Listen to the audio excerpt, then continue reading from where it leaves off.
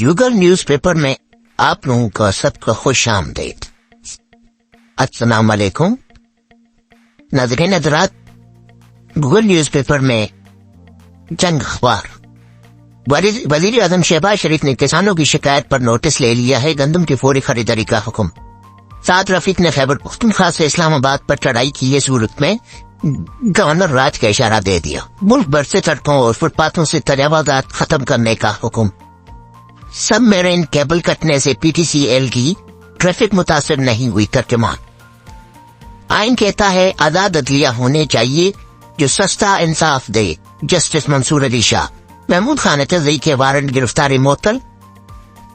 Power division نے solar power پر fix tax لگانے کی خبروں کی تصدیق کر دی۔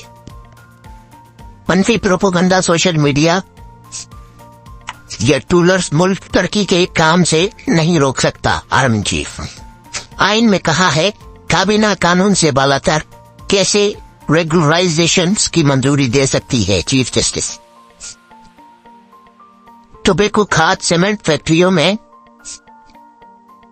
ٹریک اینڈ ٹریس سسٹم معاہدے میں فراڈ، وزیر اعظم نے تحقیقات کا حکم دے دیا۔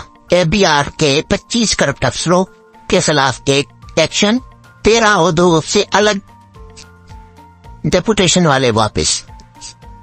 عمران خان کو چھوڑو، مینڈیٹ واپس کرو، کئی شہروں میں پی ٹی آئی کا احتجاج، کئی کارکنان گرفتار و رہا۔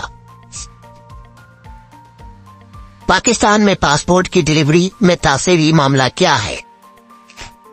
جنگ بندی تجاوزات پر اسرائیل کی جواب کا جائزہ لے رہے ہیں حماس۔ بلنکن کا روس کی جنگی کوششوں کی حمایت پر چین کو انتباہ۔ بھارت سے تجارت کا مشورہ، حکومت تاجروں کی خواہش پر خاموش کیوں؟ کیا غزہ ثالثی سے دستبردار ہونے کی قطری انتباہ کا مقصد امریکہ پر دباؤ ڈالنا تھا؟ کوئٹہ نئی سیکورٹی پلان کے خلاف ٹرانسپورٹرز احتجاج کیوں کر رہے ہیں؟